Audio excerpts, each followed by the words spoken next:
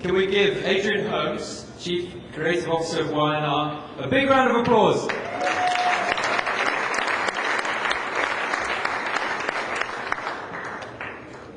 Who is that man? He'd be pleased that you don't recognise him, because remaining anonymous was what allowed him to practice his craft unrecognised around the world. He was possibly the greatest photographer of the 20th century, a hero of mine, Henri Cartier-Bresson. Cartier-Bresson's background was both bourgeois, see left, and artistic, see right. His family were a big name in the French textile industry, but he inherited a love of painting from his uncle, so he went to art school, became involved with the Surrealists, and started producing paintings like that one there.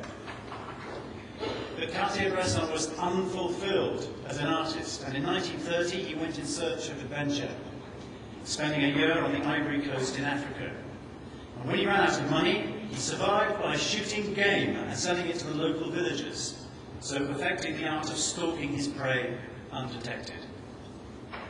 Cartier-Bresson always said that there was this picture by the Hungarian Martin Mukachi that inspired him to become a photographer. For the would-be surrealist painter, it was a revelation. I couldn't believe such a thing could be caught on a camera, he wrote later. I put down my paintbrush, took up my camera, and went out into the street. And that was his camera, the early Leica, the first camera to use 35mm motion picture film instead of cumbersome photographic plates. Suddenly, photographers were liberated from unwieldy cameras stuck on tripods.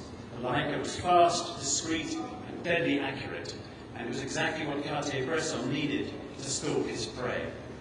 He would prowl the streets dressed in a flat cap and old raincoat, often wrapping his camera in black tape to disguise it.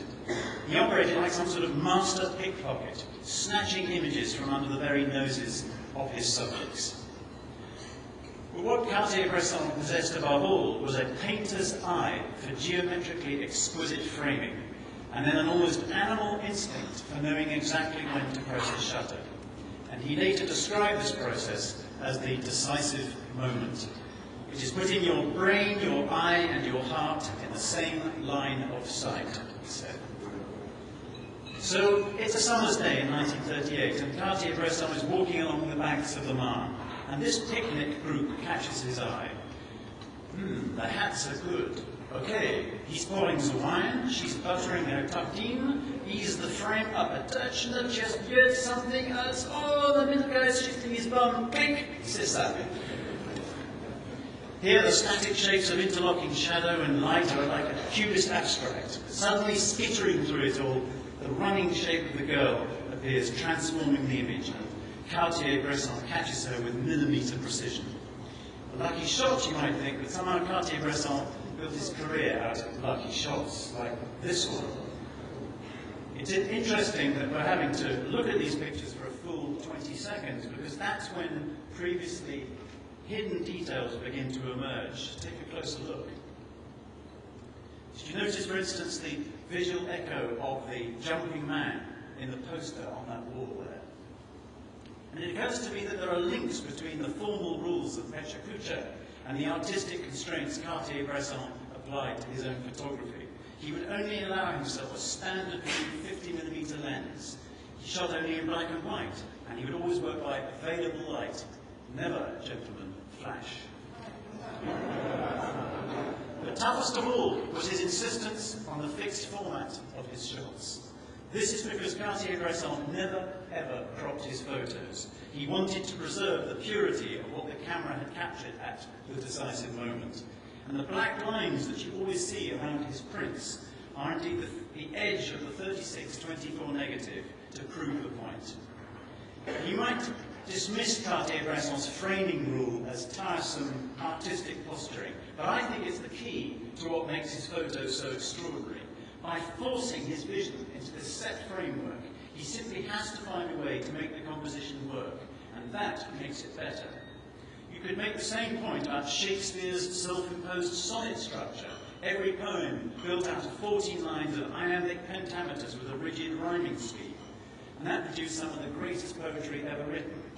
And this has obviously given Jean-Paul Sartre something to think about. And then there's the great 30-second commercials. Those are great because their creators have to make the idea work in 30 seconds, and on brief and on budget. And in fact, the constraints that creative people curse in our business are the very things that force them into ingenious solutions. It's not known what Henri Matisse had to say on this matter. And if I may say so, that's why tonight's presentations have been so good, because we've all had to work within the tyranny of 6 minutes, 40 seconds. Take my word for it, much harder to prepare for than if we'd been allowed to bang on for as long as we like. As Pascal, again, wrote to a friend, "I'm sorry I've written you a long letter, I did not have the time to write you a short one." It's easy to see Cartier-Bresson's work as a series of remarkable individual images, but he didn't just stumble across these pictures by chance.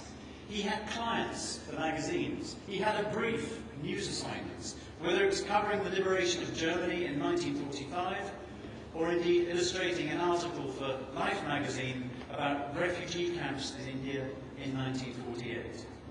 His creativity, like ours, emerged as a result of very business-like imperatives. In fact, he co-founded the picture agency Magnum with Robert Capa, George Roger and others, becoming a rich man in the process. And then, in 1972, another decisive moment. Cartier-Bresson gives up photography and goes back to his first love, drawing. First love, maybe, but not the most successful marriage, I feel. I know which of these Cartier-Bressons I'd like to have hanging on my wall. And I do have this one hanging on my wall. It's a kind of self-portrait, I suppose. And a man's peering through a little hole at the world. And as I leave the stage, another thought occurs to me. If you add up the exposure times of all known Cartier-Bresson shots, that would come to a much, much shorter time than I've spoken to you this evening.